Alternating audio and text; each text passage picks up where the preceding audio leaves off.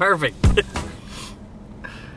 Hi, hello, we're the Film Pigs, and we just saw a picture show that was 2 hours and 45 minutes long. Stephen Falk, what was the name of the picture show? To 12. And Steve Skelton, what was whatever it's called about? It was about a lot of computer rendering time and nonsense. And Stephen Falk, how did this film make you feel?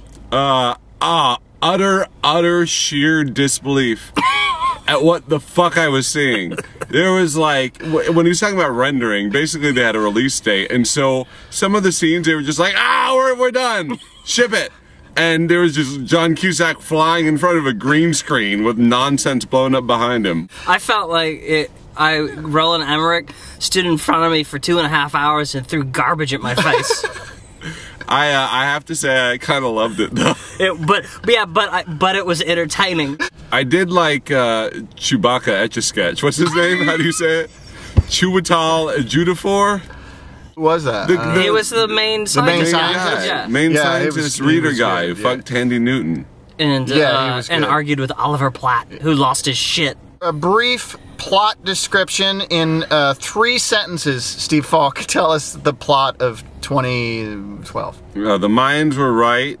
The sun activity is melting the core of the Earth, and then eventually the outer layer of the crust, and all humanity dies except for 7 ships of either rich people or genetically picked out people to keep the human race going. And in the middle of it, John Cusack, there was a lot of commas. In the middle of this it, last sentence is like a huge run-on. in the middle of it, comma, John Cusack is the little man who tries to save his family and get him on one of them boats.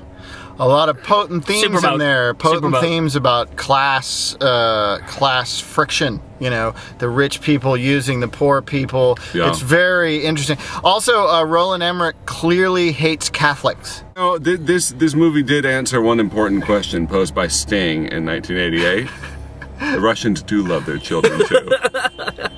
So much that they will huck them at a ramp and then fall to their death. It's super long, but I really wasn't bored.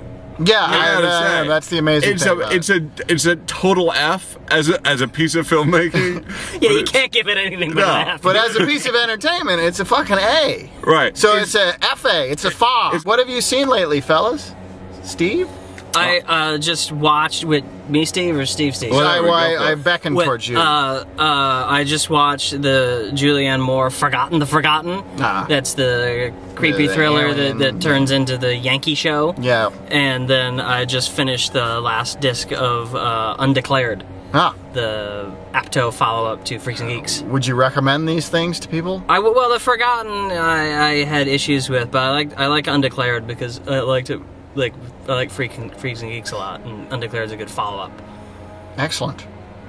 Steve Falk? I enjoyed the Nick Hornby written An Education. An Education. A coming of age. About educating a young girl into the ways of boning. I think that was the log line. We can all get behind that, right? Am I right? I can get behind it.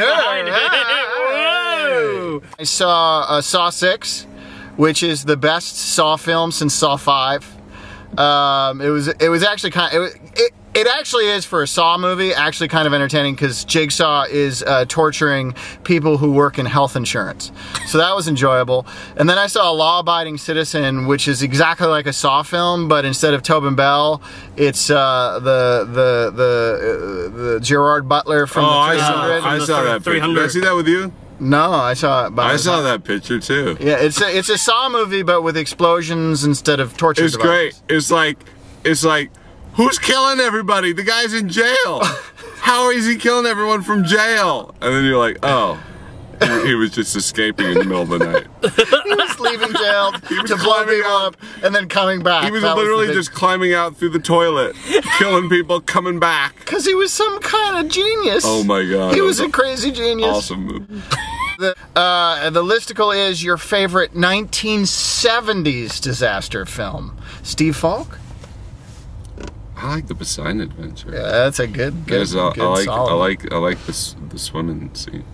That's my choice too. Is the 1972 classic Poseidon Adventure, because nothing beats Gene Hackman in an upside down ship wearing a turtleneck. It's true. I also like the Shelley Winters trying to swim underwater. Yeah, that's pretty awesome. I mean, that's just classic. It's the classic 1970s like turtleneck that's like really thin material, so it's like a real crappy shirt. Hung up on the couture. It's just fantastic. Todd, what about you? My favorite one is probably Earthquake. Yes. Mostly because of Walter Matthau's cameo as a drunk guy with silly clothes, and then his name in the credits is not Walter Matthau. It's like George Papadimba. Oh, he took his name off it? He took his name off and put a big stupid fake name. Like, Walter Matthau's entire performance is a big fat joke. I don't know on who, Charlton Heston or the audience. Or whatever. It's paranormal activity in the car. I'm so scared. I'm so scared. It's a ghost. Anyway, $100 million. So 2012, yeah, you should go see. I mean, if you're gonna ever see 2012, you should see it in the theaters because it's really loud and big. And loud if you're gonna, stupid, if you're gonna, big, so stupid, so dumb, but fun, dumb fun. So see it. Good night.